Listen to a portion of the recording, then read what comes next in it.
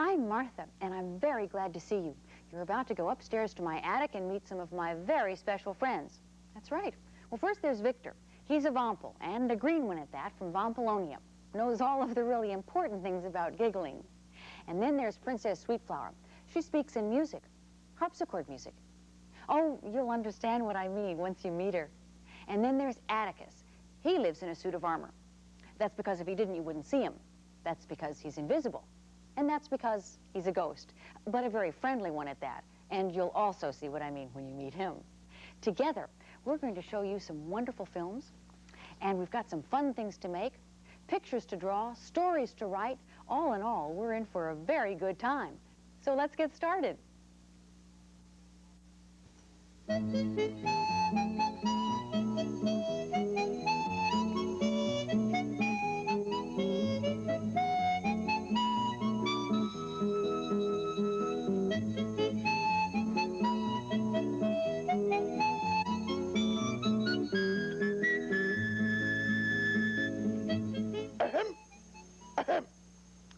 How doth the little crocodile improve his shining tail and pour the waters of the Nile on every golden scale? How do you like it so far? Thanks. I've been practicing all day long because Martha said we're going to do poetry today, and I love it. Oh, and a lot of it is yours, so you'll really like it. Now, where was I? You just finished the first verse of How Doth the Little Crocodile, and now... Mother Pearl! Mother Pearl, what are you doing here? You know, she never comes into the attic, and I wonder why she's here today. I might as well ask her, huh? Mother Pearl, what are you doing here today? Well, as you all know, my being here is unusual. However, my reason is quite clear. I love poetry. Poetry is really the thing that can make me forget to be shy. You shy? Oh, but Mother Pearl, you've been in so many of our plays. You were in The Mermaid, and you were wonderful. The Enchanted Witch, you were terrific. And lots more. So how can you be shy? Very simply. You see, when I'm in a play, I'm somebody else, a character, and I forget to be shy. It seems poetry has the same effect on me. I forget to be shy. Oh, but goodness, let me also say that it's not you wonderful children that make me shy. Heavens, no. It's just me, I suppose. Enough of this. Let's go on with the poetry, Victor. I think you need to read it with a little more feeling. Like this, if I may. How doth the little crocodile improve his shining tail and pour the waters of the Nile over every golden scale? How cheerfully he seems to grin, how neatly spreads his claws, and welcomes little fishes in with gently smiling jaws. Boy, Mother Pearl, that was terrific. I wish I read poetry like you. Wasn't she great? Thank you. Sensational. Please, go on, Thank you, Victor. go on. I can compliment you all day long. Listen, Mother Pearl, I got a funny poem, and it's called The Purple Cow. Let me see if you know it. I never saw a purple cow. I never hoped to see one. But I can tell you, anyhow, I'd rather see than be one. Hey, where is everybody? Do you know where they are? I could have sworn I heard voices when I was coming up the stairs. Oh, over by the, I see, over by the chimney. Well, Victor, here you are. And Mother Pearl, it's so nice to see you. Well, have you two been keeping everybody entertained? We sure have, Martha. I did How Doth the Little Crocodile poem, and Mother Pearl did her reading of it too, and boy, was it great. And then I did the Purple Cow poem. Are there any more funny poems, Martha? Are there any more funny ones? Well, Victor, there happen to be funny poems about, well, just about anything you could think of. For instance, there happens to be a funny poem about an elephant and a telephone. It's called the Ella Telephony. Are you ready? Laura Richards wrote this one. Once there was an elephant who tried to use the telephone. No, I mean, once there was an elephone who tried to use the telephone. Oh, dear me, I'm not certain quite that even now I've got it right.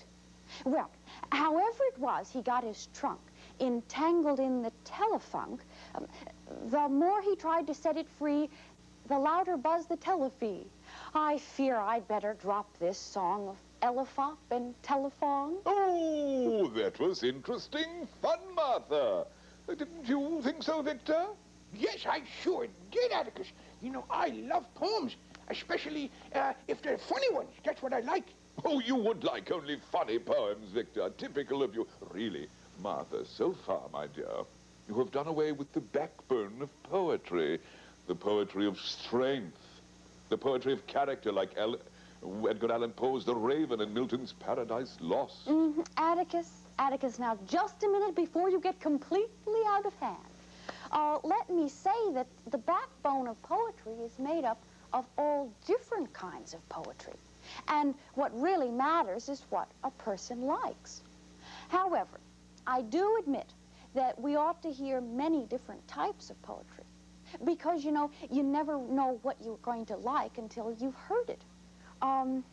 Atticus, look, how about if I do a little bit of Edgar Allan Poe's The Raven? Would you really?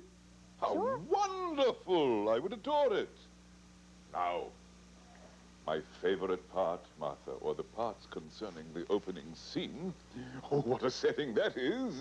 Ah, that's mystery. And then the entrance of the Raven. Oh, how I tingle whenever I read it. Now, before you start, let me attempt to create a little atmosphere. Okay. There. Oh, I think we can begin. we're ready. Once upon a midnight dreary, as I pondered, weak and weary, as I nodded, nearly napping, suddenly there came a tapping, as if someone gently rapping at my chamber door. "'Tis some visitor," I muttered, tapping at my chamber door. "Only this and nothing more." Presently, my soul grew stronger, hesitating then no longer. "Sir," said I, or "Madam, your forgiveness I implore. But the fact is I was napping, and so gently you came rapping, so faintly you came tapping at my chamber door, that I was scarce sure I heard you. Here, I opened wide the door. Darkness there, and nothing more. 'Tis the wind, and nothing more. Back into my chamber turning, all my soul within me burning. Suddenly, I heard the tapping, somewhat louder than before. "Surely," said I, "surely it is something at my window lattice. Let me look then and see what there is, and this mystery explore. Let my heart be still a moment, and this mystery explore." Open here I flung the shutter, and with many a flirt and flutter, therein stepped the stately Raven of saintly days of yore. Not one moment stopped or stayed he, not the least obeisance made he, but with mien of lord or lady perched above my chamber door, perched upon a bust of Pallas, just above my chamber door, perched and sat at nothing more. Then this ebony bird beguiling my sad fancy into smiling, by the grave and stern decorum of the countenance it wore. "Though thy crest be shorn and shaven, thou," said I, "art sure no craven, ghastly, grim, and ancient raven, wandering from some nightly shore. Tell me what thy lordly name is on night's Plutonian shore." quote the raven, nevermore. Okay, Atticus, can we have our lights back? Oh, with pleasure. Oh, what a brilliant bravura performance. Gorgeous, Martha. Thank you. Just gorgeous. I'm so pleased. Thank you. I'm glad that you enjoyed it, and I hope that you did too. Did you get the feeling of midnight? It was dark and dreary, kind of scary in his room, wasn't it? And then imagine the tapping at the window pane. The raven, how scary he must have seemed when he appeared at the window. And can you possibly imagine the raven when he said his name was Nevermore? Ooh, I can still hear it. Quote the raven, nevermore. You know, if you liked that, maybe another day we could do the whole poem, The Raven. Sure, if you write in and tell me that you'd like to hear it, then that's what we'll do. You know what we have to do right now is read some of your poetry that you've sent in. I've had an awfully hard time waiting to read it to everyone because you've done such very, very nice ones. You really have. Now let's see. Laura sent this first one in. Once there was a flute. The flute said to a boot, sing a song, make it long, make it glad, don't make it sad. So the boot did that, and he put on a hat and he went for a walk and he had a little talk. There were some very nice rhyming words in there. And of course, rhyming words are a part of poetry. It's very good, Laura. And Brett sent in a picture of a little turtle, a little green turtle, and there was a poem that I remembered that's kind of special for little turtles, and I bet you know it. There was a little turtle, he lived in a box, he swam in a puddle, and he climbed on a rock. He snapped at a mosquito, and he snapped at a flea. He snapped at a minnow, and he snapped at me. Well, he caught the mosquito, and he caught the flea. He caught the minnow, but he didn't catch me. There's Brett's turtle. It's really a very nice one, Brett. Very, very nice. Look at him, little green turtle. And Yvonne Barberina sent in something that we call free verse. Remember, it doesn't rhyme, but it's lovely. Listen to this. Bridges and waters. Bridges and waters and waves go by. Treasures along the shore. Fishes jump up and down. Little waves go around them as they jump. Bridges and waters. It's very nice. It's a lovely feeling. You get a sense of what's going on. And, oh, let's see. Oh, this is a nice one. One more. Harold Grogan's goat was feeling fine. Ate 3 red shirts off the line. Harold Grogan tied a rope around his back and tied him to the railroad track. Harold Grogan's goat coughed with might and main because around the curve was coming a passenger train. Mary, that was really a nice poem, and that was another funny one, which I like a lot. Now, I wanted to ask you, if any of you think that poetry sometimes is too hard or you don't have any ideas, well, let me show you a little secret. Martha, I know. Smiles, Smiles, it's a no, funny way of Victor. spelling smiles. Is that it? Well, you're close. Smiles. But the word is not smiles. No. The word is similes. Similes. Right. I will say that some similes can make you smile, though. Now, similes are phrases using words like or as. And you probably already know some, but just didn't know that they were called similes. Like busy as a bee, pretty as a picture, hard as nails. Soft as butter. That's a very good one, Victor. Or how about the boat cut through the water like a plow? Or the birds sang like tiny minstrels. Or what do you always say when something's very easy? Like taking candy from a baby. Sure. That's really very, very good. You know, making up similes, you know, that's a very helpful thing when you want to make up poetry. Now, I used some similes, and I made up a poem that I want to show you so you can see how to do it. I'll just turn this around. It's called My Street. Now, let's see. I'll read it for you. I walk down my street like a lion, And we can underline it, right? There's a simile. 'Cause it's my street, and I'm not lying. The sun always shines like a penny, and of clouds you won't see any. Fire hydrants sit as guards, there's another one, on my street.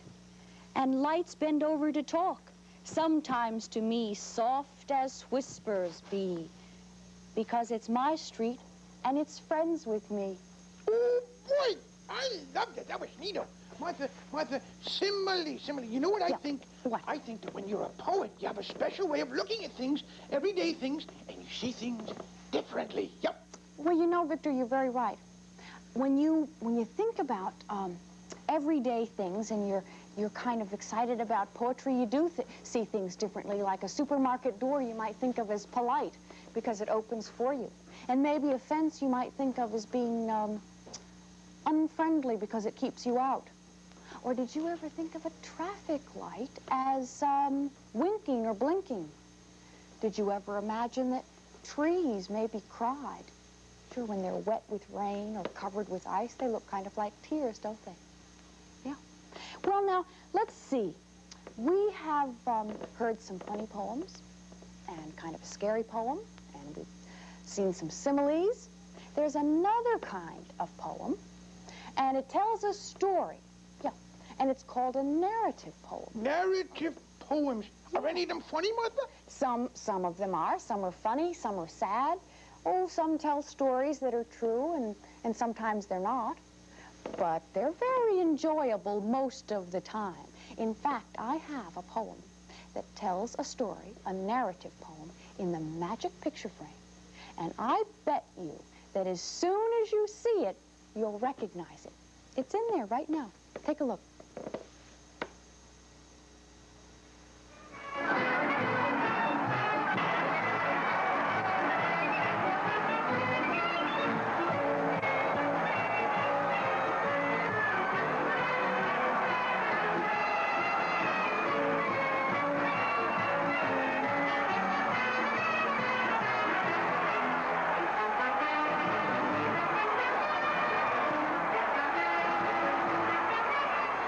It looked extremely rocky for the Mudville Nine that day. The score stood 4-6 with but an inning left to play. And so when Cooney died at first,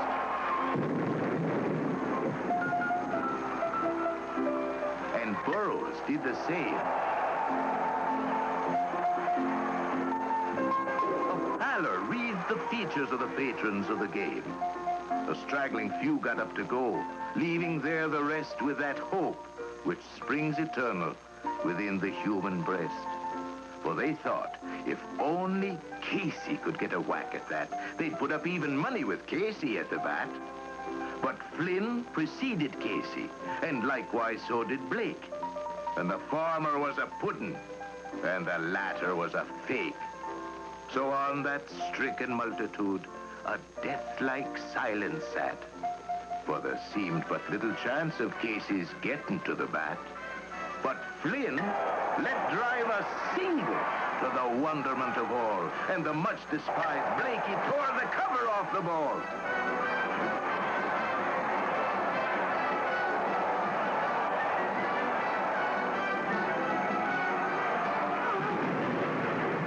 When the dust had lifted and they saw what had occurred, there was Blakey safe on second and Flynn a hugging third. Then, from the gladdened multitude, went up a joyous yell. It bounded from the mountaintop and rattled in the dell. It struck upon the hillside and rebounded on the flat. For Casey, mighty Casey, was advancing to the bat. There was ease in Casey's manner as he stepped into his place. There was pride in Casey's bearing and a smile on Casey's face. And when responding to the cheers, he lightly doffed his hat. No stranger in the crowd could doubt 'twas Casey at the bat. 10,000 eyes were on him as he rubbed his hands with dirt. 5,000 tongues applauded as he wiped them on his shirt. And while the writhing pitcher ground the ball into his hip, defiance gleamed from Casey's eye, and a sneer curled Casey's lip. And now the leather-covered sphere came hurtling through the air, and Casey stood a-watching it in a haughty grandeur there. Close by, the sturdy batsman, the ball unheeded sped. "That ain't me style," said Casey. "Strike one," the umpire said. And from the bleachers, black with people, there rose a sullen roar, like the beating of the storm waves on a stern and distant shore. "Kill him! Kill the umpire!" shouted someone from the stand. And it's likely they'd have done it had not Casey raised his hand. With a smile of Christian charity, great Casey's visage shone. He stilled the rising tumult, and he bade the game go on. He signaled to the pitcher, and again the spheroid flew, but Casey still ignored it. And the umpire said, "Strike two!" "Fraud!" yelled the maddened thousands, and the echo answered, "Fraud!" But one scornful look from Casey, and the audience was on. They saw his face grow stern and cold. They saw his muscles strain. And they knew that Casey would not let that ball go by again. The sneer is gone from Casey's lip. His teeth are clenched in hate. He pounds with cruel violence his bat upon the plate. And now the pitcher holds the ball. And now he lets it go. And now the air is shattered by the force of Casey's blow.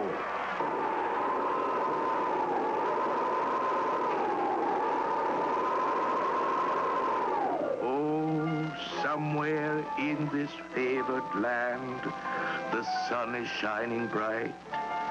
The band is playing somewhere, and somewhere hearts are light. And somewhere men are laughing, and somewhere children shout. But there is no joy in Mudville. Mighty Casey has struck out.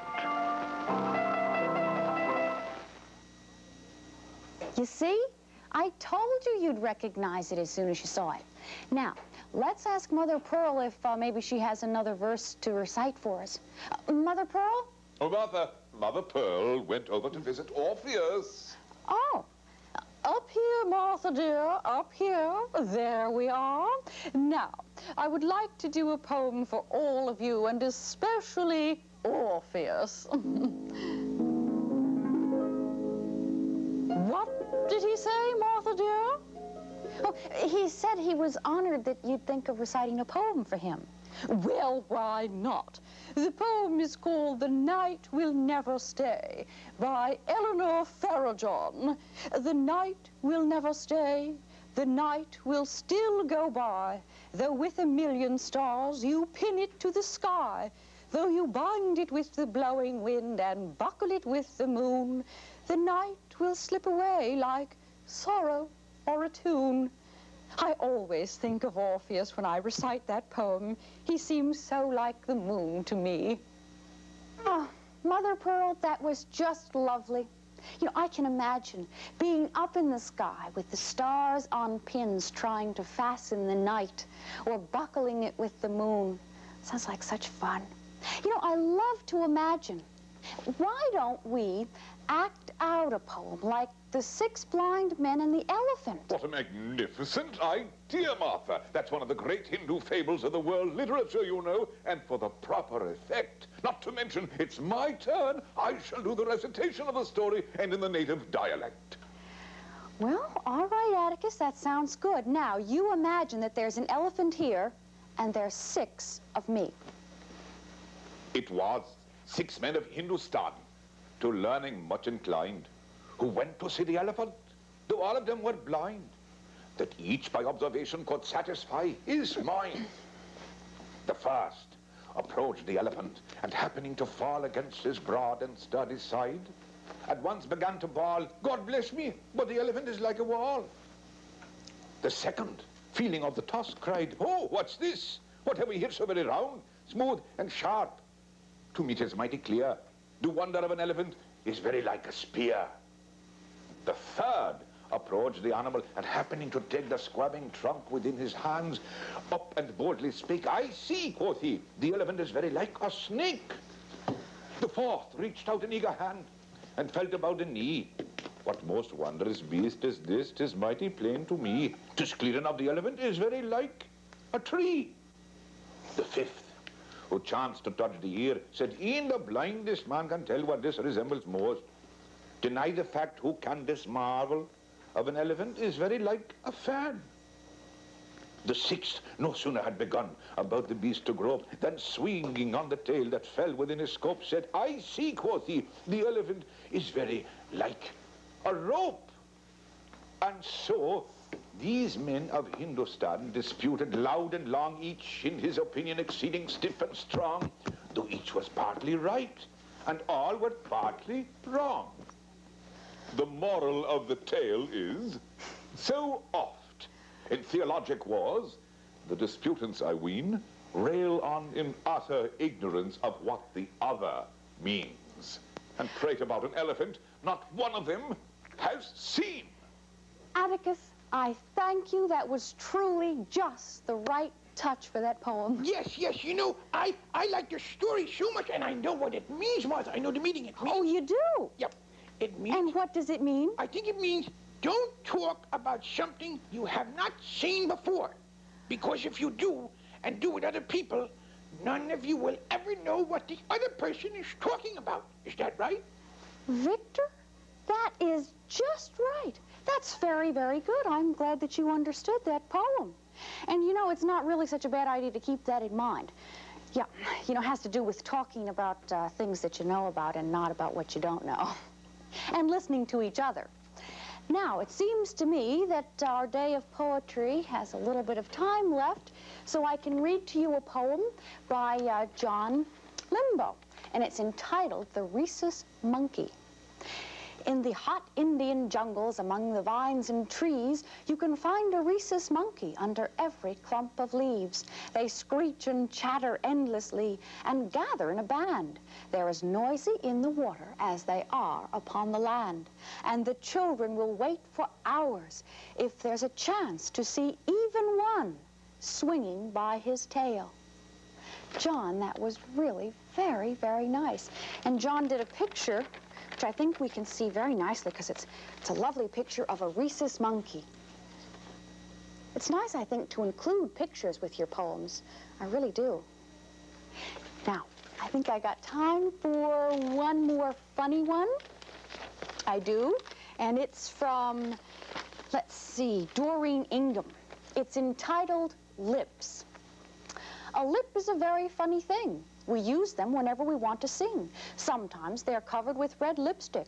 We use them to help us lick. Some of the candy makes us sick.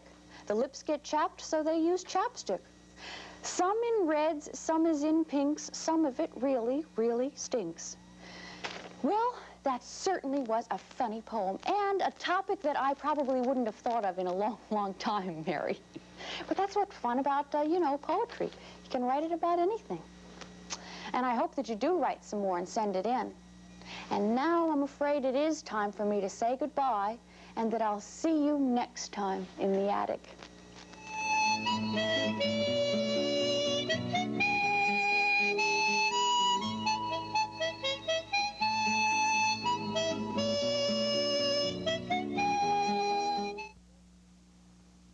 I hope you enjoyed the show, and I'll bet you got some great ideas. And remember, I want to hear from you. I want to see your pictures, read your stories, get to know you better. All you have to do is write to me, care of Martha, Post Office Box L, Old Greenwich, Connecticut, and the zip code is 06870. Got that? Okay. And I'll send you a certificate of imagination from the attic. Now, unless I miss my guess, it's about time to go up to the attic again. Are you ready? Okay.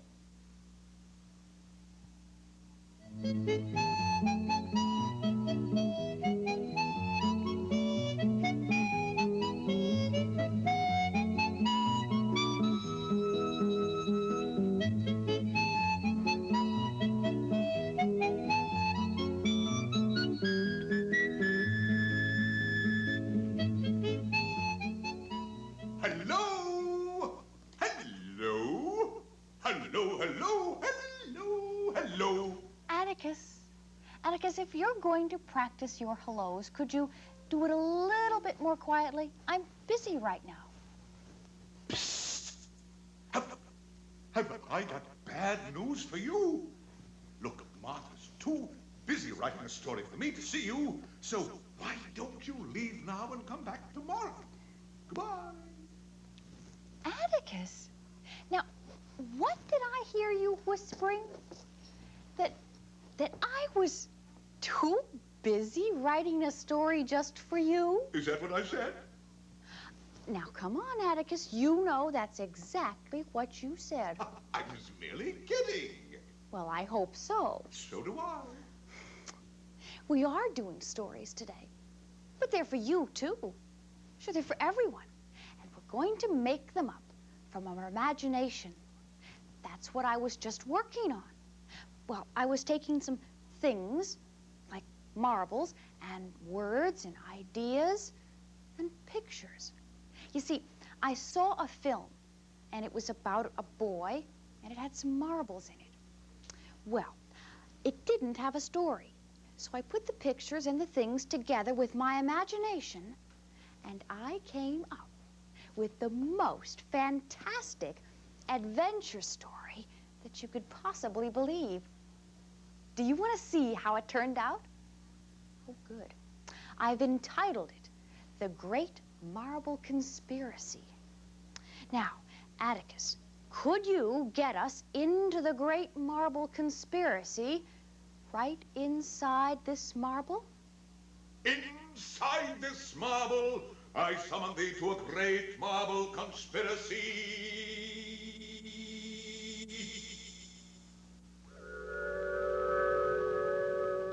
The Great Marble. To think, I had been entrusted with the Great Marble. Everyone knew about the conspiracy, the Great Marble Conspiracy, that all of the grown-ups had, to steal this great marble and control all marbles around the world. Keep marble playing for themselves and keep it away from children. I knew what I had to do. Conceal it, guard it with my life. I started off. Then I saw them, children, playing marbles in broad daylight. That could only mean that they were part of the conspiracy with the grown-ups. Because everyone knew marbles had to be hidden, never seen in the daylight, or grown-ups would steal them. I also knew that I had to play too, take a chance on losing the Great Marble. Otherwise, they might suspect me. I took my first shot. The Great Marble was safe. The others took their turn. The Great Marble was still safe. And then I waited and watched. Took aim again. Then the girl in the red scarf took aim. It happened. She hit the Great Marble. I watched it roll across the street. I chased after it. It was rolling down the gutter. And then it happened. The Great Marble went down the drain. I tried, but it was of no use. I couldn't reach it. The Great Marble was beyond me. The others ran off. They'd done their part. And then I heard hoofbeats, which could only mean a grown-up. I moved back to where I could watch. The wagon pulled up. Have I lost it, I thought, as I watched him lift the drain. And sure enough, he reached down, picked up the Great Marble, and said smugly, "Well, I guess I've got it now. Now on with the conspiracy." He was back into the wagon and whipped up the horses, and off they went. I knew that time was of the essence. I grabbed my scooter and followed. I could waste no time. Where they were going, I didn't know. Faster and faster they went. They knew by then I was following. All of a sudden, things started to look familiar. It struck fear in my heart because they were headed for the train station. Could it be? Yes, it was. The wagon was pulling up to the tracks. And I saw it, the handoff to the conductor. I followed. I chased faster and faster and faster, trying to get across the platform. I ran, reaching, but the great marble was beyond my reach. I fell, and the great marble was on the 5:15, bound for who knows where, without me. But no time was to be lost. I grabbed my scooter and went cross-lots, trying to head the train off at the pass. My scooter was surely no match for a diesel engine. But I had to try. Then, the great marble answered my wish and changed my scooter into a motorcycle. And the great marble was then again within my reach. At least I could keep up. Faster and faster it went. Only time would tell where the train would stop and what would happen next. If I lost the great marble, the world would lose all of its marbles. It pulled into a station. I watched. My worst fears had come true, the military, and the second handoff. Oh, they were sly. I had my scooter back because that was more concealable. I watched them as they walked down the red carpet, and the motorcade made a slow turn. I knew then that I had to throw caution to the wind and follow, this time closely. It wasn't long before we were entering the gates of the military installation, Marblehead. I could be captured at any moment, but it was my duty to protect the great marble with my life if I had to. The question now was the plan. The plan, what would it be?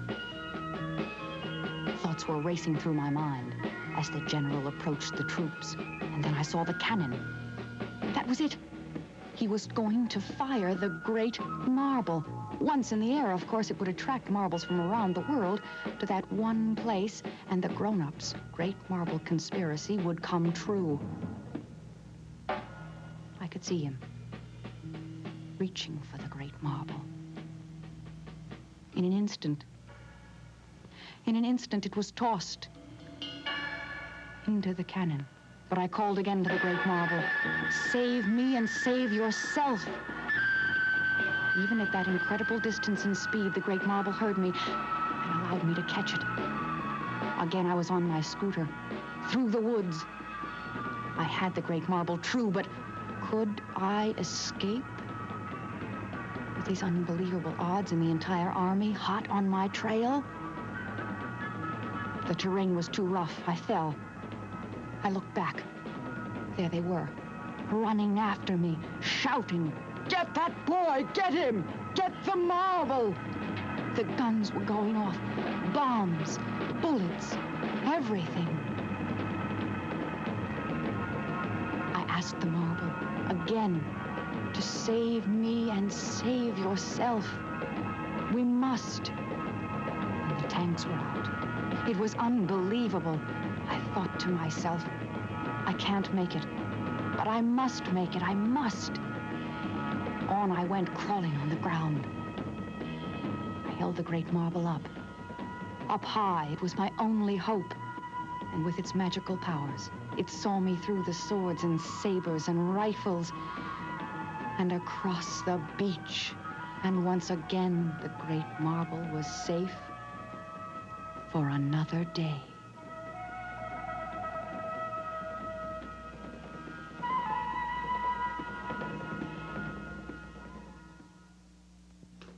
You see what I mean about using your imagination and putting it together with pictures and things? The fantastic stories you can come up with? Well, there's another way that you can come up with a story from ideas. Very, very simple ideas. Now, I have a couple of ideas here. I'll tell you what they are. Once there was a man. He was good. He didn't get the job, and he was sad. Then he did, and he was happy. Now, these ideas might not sound like very much as they are, but put them together with your imagination and some special words, and you'd be surprised what you come up with. For instance, let's take the man and make him an army officer, right? We're using our imagination to dress him up with lots of gold braid, his army uniform. There we go. Now we have an army officer. What else about him? Well, he was very proud of himself, so we put our shoulders back, stand up straight. Why was he proud? Simple. Because he had lots and lots of bright, shining medals. He had these medals because of his incredible bravery in the face of unbelievable odds in the field of battle. Now, this army officer was also very sure that he was going to get to command all of the troops in the entire army. Now, something should happen to him. Well, but he didn't get the job. And the poor army officer began to cry as if his whole heart would just break in two. He cried buckets of tears because he didn't get the job he wanted. And then, all of a sudden, out of nowhere, appeared a red envelope. And inside the red envelope, there was a letter. And the letter read, "Dear Captain, there's been a mistake. You are in command of all of the troops now. Regards, General Nuisance." Well, now our army officer was so happy that he jumped for joy, and he tapped his hat, and he marched off to see the general. Now, that's the end of our little story. You see what happens when you take a few very, very simple ideas and put them together with your imagination, let it go, and some very special words. Yeah, the words that we used were adjectives. Well, they make almost any story better.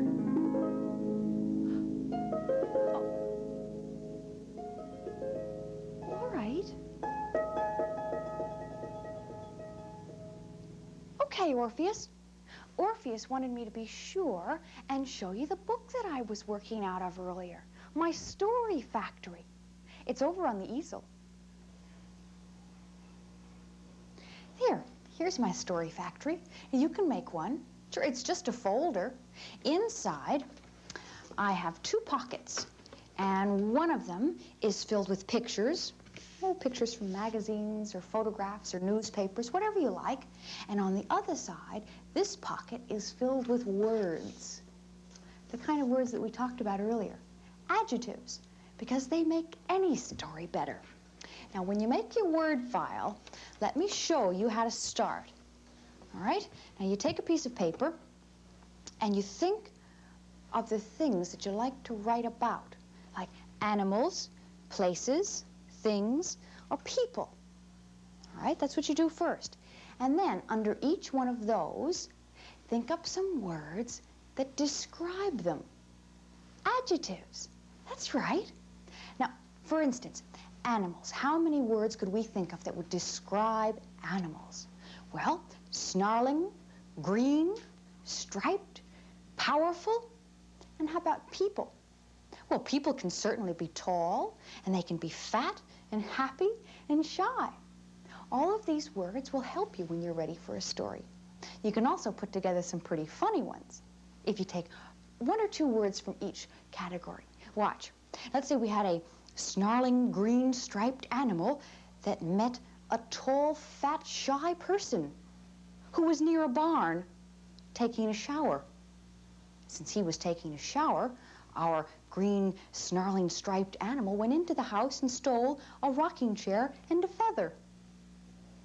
Now, that would make a very funny story. But when you're ready for your story, you'll have your pictures and your words and your things all together.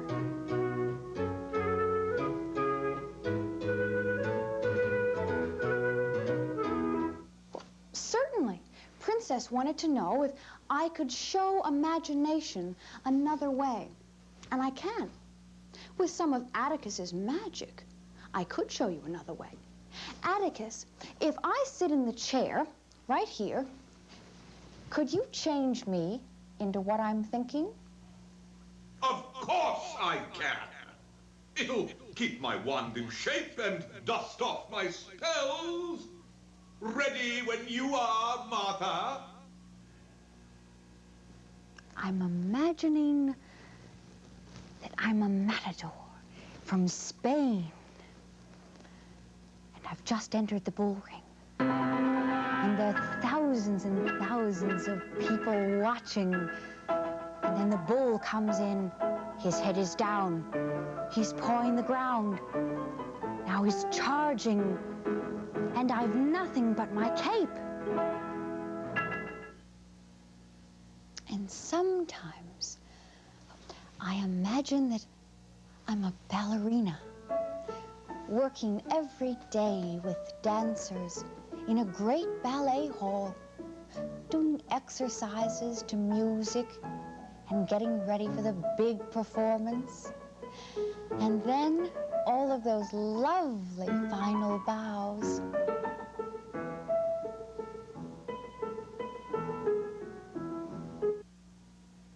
Sometimes I imagine I'm a wizard from the far east, capable of great magic and little magic, like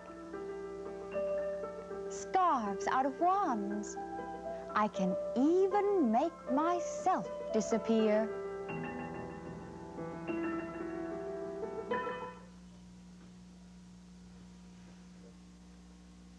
Now I'm imagining... Hey, Atticus! Atticus, where am I? You're right here. Well, Atticus, I don't see anything funny about it. I'm not here, and, well, even if I am, I'm not visible. And what's even more important, Atticus, I'm not finished yet. Dear Martha, just imagine what you would want to be. Well, all right, I suppose it's worth a try. I'm imagining that I'm an Indian, and we're about to go out on a hunting party. But first, our dance around the campfire. And now, it's off into the forest. Soon our game is in sight. We stalk carefully, take aim, draw back the bow, and let the arrow fly.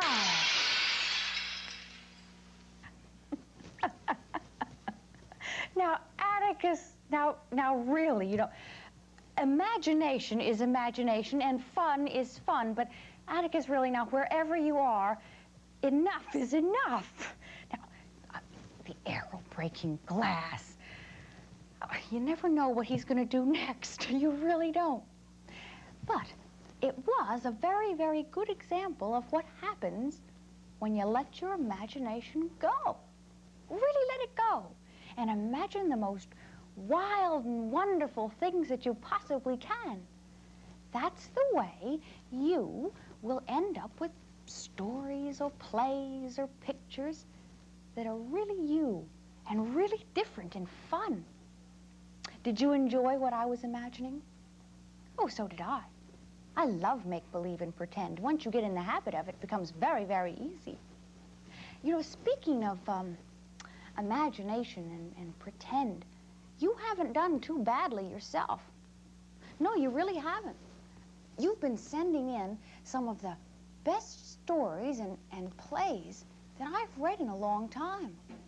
And imagination, you've really got some. You know, we've got time to go over to your place now and see some of the new things you've sent in. Come on. Now, you really have sent in some really great things on imagination, like, look at this, what Pamela did. And what the note that Pamela put with this was, what is it? Now, that would be a very good thing to just sit and look at for a short period of time and see what comes into your imagination. It looks kind of like a lion, but maybe it isn't. It's green, you know. Perhaps it's a lion from the planet Mars, or a Martian lion. Who can say? And Scott. Now, Scott did a purple penguin and an owl and a turtle. Now, just looking at those three pictures, you could imagine a story, couldn't you? Oh, I bet you could if you looked at it for just a little while. I know I could. And, oh, Valerie. Valerie entitled this picture, Imagine This. And from what I can make out, I see a horse's head with wings like a dragonfly and a patchwork tail and a multicolored stinger, maybe like a bee. And are these legs that are supposed to be like a kangaroo's legs?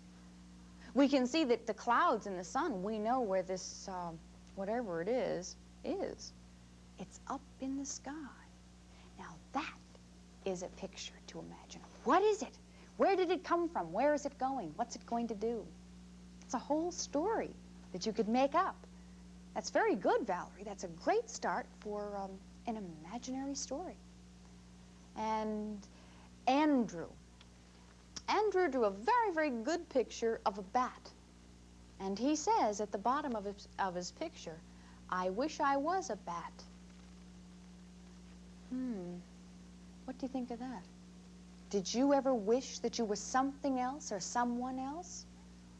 Well, if Andrew were going to wish that he were a bat, well, gosh, maybe he could write a story about being a bat and what it was like to be in a cave late at night and flying under the pale moonlight through the clouds and the trees. Or perhaps a Halloween adventure for a bat. It's a very good start for imagination, Andrew. And Kristen sent in a little verse, and it goes, once I saw a yak in a hat, and there he sat, all day he sat with a bat. It kind of goes with Andrew's picture of a bat, doesn't it? And that's a picture.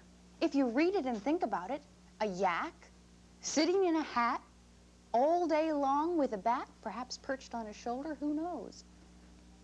It's all depends on your imagination. And what else do we have? Oh, Beth Reinhardt sent in this picture, and these are lollipop people. And along with Beth's picture, along with her picture, she sent in a comb. At least that's what it appears to be on the outside.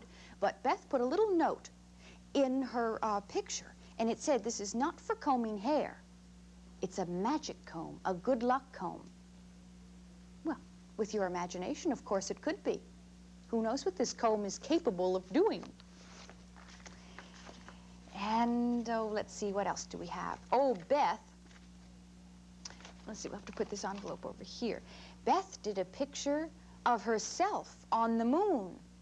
Look at that, she made a spacesuit and all the wires, and this looks kind of like a jet. You know, the jet-propelled packs that astronauts can wear to propel themselves around in space? That's what that looks like to me. Imagination.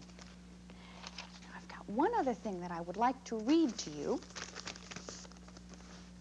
because this shows imagination. Robbie sent this in. It goes, once I was walking to school and I saw a dragon sitting on the curb. I called him Fluffy. Then we started to walk together. I took my dragon into the playground. Most of the people ran, the rest fainted. Dear Martha, My brother and I like your show, and we like your friends and your stories, too. Well, thank you, because we certainly enjoyed reading this, Robbie. And what do you think, everyone, about Robbie's imagination? Walking to school and seeing a dragon sitting on the curb? And not only that, but Robbie walked up to that dragon and invited him to walk with him to school. Would you faint? Well, I don't know if I would or not. But I wanted to show you one other thing with a piece of paper and a pen or a crayon, whatever you like. But if I started, I'll show this to you. If I started with some curves and some more curves. This is all curves. Okay? Now take a look at that. Do you know what this is? Can you guess? Could you make something up? I could. I could sit and think about it for a short period of time. Kind of looking at the face or maybe the body and add a few other things. All the time I'm thinking about where did it come from? Where will it go? What will it do? Will it be like Robbie's dragon, perhaps, and run into a human being? Who can say for sure? I don't know, but this is something that is a lot of fun. It's what Valerie did with her picture, and just drew a strange animal, a combination of animals, and said, imagine this. That's a lot of fun. There now. I've added just a couple of things, some eyes. Looks rather sad now. You can take a peek. I think we can see. There you go. Well, it looks as though our time in the attic is finished, and I'm going to work some more on my drawing right now. And I'll say that I'll see you next time in the attic, and let's see, Atticus, could you say goodbye for me? With pleasure, Martha. Thank you. Hello, hello, hello, and goodbye, goodbye, goodbye. And I want to invite each and every one of you to return to my program every day that it's on the air, and don't you miss a single one. And don't forget, Martha will be here occasionally to do some light little chores, some dusting and odds and ends and various things, you'll see. But don't any of you forget for one moment to come and see Atticus's show in the attic. I welcome you each and every one to join me here in the attic, where we will play wondrous games. Well, that was our second show, and I'll bet you've got even more great ideas. Remember, I want to hear from you. And there's some other attic adventures out there, so be sure and look for them. I'll see you there.